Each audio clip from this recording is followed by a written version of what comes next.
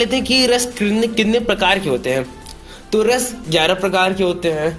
सबसे पहले श्रृंगार रस, फिर वीर रस, करुण रस, हास्य रस, रौद्र रस, भयानक रस, विभत्स रस, अद्भुत रस, शांत रस, भक्ति रस और वात्सल्य रस। ठीक है, तो इन सभी के हम उदाहरण जानेंगे इस वीडियो में। सबसे पहले आइए जान लेते हैं श्रृंगार रस का। श्रृंगार रस में जिसका स्थायी भाव ना रति हो। रति मतलब जिसमें प्रेम का भाव जागृत हो। तो आइए जान लेते हैं इस एग्जाम्पल में कि प्रेम का भाव जागृत हो रहा है कि नहीं हो रहा है। तो एग्जाम्पल देख लेते हैं। एक जंगल है तेरी आंखों में, मैं जहाँ राह भूल जाता हूँ, तू किसी रेल से गुजरती है, मैं किसी पुल सा थरथराता हूँ। तो आपको पढ़ने से ये पता चल रहा होगा कि इसमें ना प्रेम का भाव जागृत हो रहा है। तो आइए अब जान लेते हैं वीर रस। वीर रस का स्थायी भाव क्या होता है? उत्साह होता है, जिसमें उत्साह की भावना प्रकट हो। तो आइए जान लेते हैं इस एग्जाम्पल में कि ना उत्साह की भावना प्रकट हो रहा है कि नहीं हो रहा है। इसमें 2 उदाहरण मैंने लिए हैं। आज दोनों में से कोई भी उदाहरण लिख सकते हैं एग्जाम में। पहला है, खूब लड़ी मर्दानी, वह तो झांसी वाली रानी थी।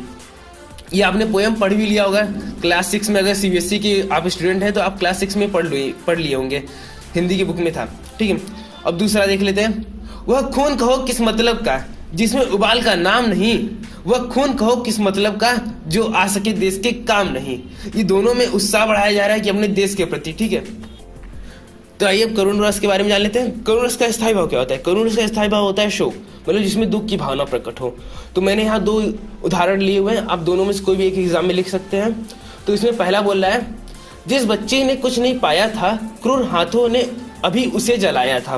मतलब कि अभी वो बच्ची पैदा भी नहीं है, उसको पहले ही उसको मार दिया गया है। ठीक, फिर दूसरा देख लेते हैं।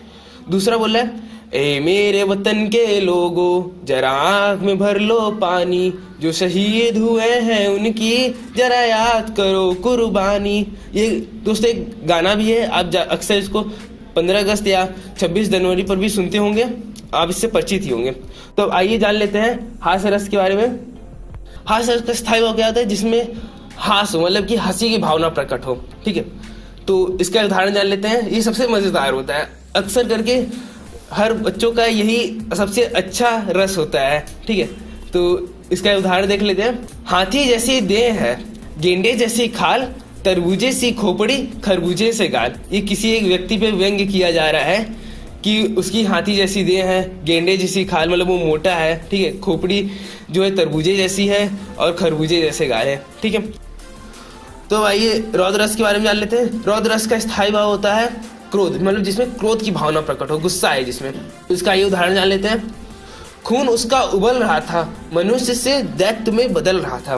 मतलब कि कोई एक व्यक्ति है जो दूसरे व्यक्ति पर बहुत ज्यादा गुस्सा है। ठीक है, उस पर बताया जा रहा है कि खून उसका उबल रहा था, मनुष्य से दैत्य में बदल रहा था।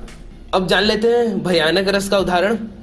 सबसे पहले भयानक रस का स्थायी भाव क्या होता है? भयानक रस का स्थायी भाव होता है भय, मतलब जिसमें डर की भावना प्रकट हो। तो उदाहरण देख लेते हैं। सुनसान सड़क पर सन्नाटा था चारों ओर, लग रहा था डर, दूर भी थी भोर।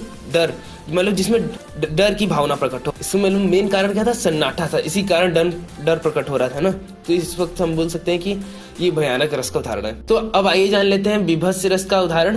विभत्स रस का स्थायी भाव क्या होता है? स्थायी भाव होता है जुगुप्सा, यानी तो बोल सकते हैं घृणा, जिसमें घृणा का भाव प्रकट हो। ठीक है, तो उदाहरण जान लेते हैं।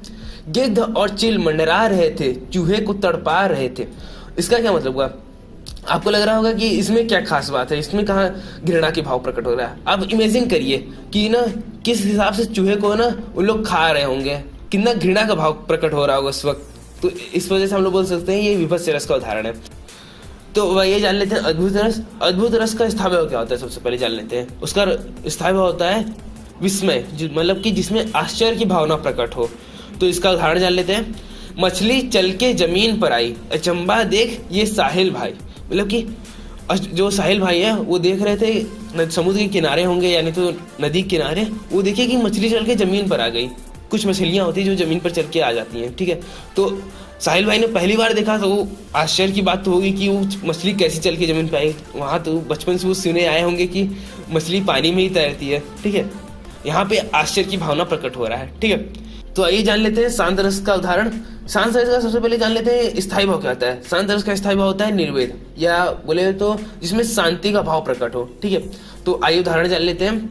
उदाहरण बोल रहा है, ए मालिक तेरे बंदे हम, ऐसे हो हमारे करम, नेकी पर चले और बंदी से टले। ये लता मंगेशकर का सॉन्ग है, ठीक है, जिसमें जिन मालिक का मतलब है ईश्वर, वो ईश्वर से बोल रही हैं, ठीक है। तो ये शांत रस का उदाहरण है। तो आप जान लेते हैं भक्ति रस का उदाहरण।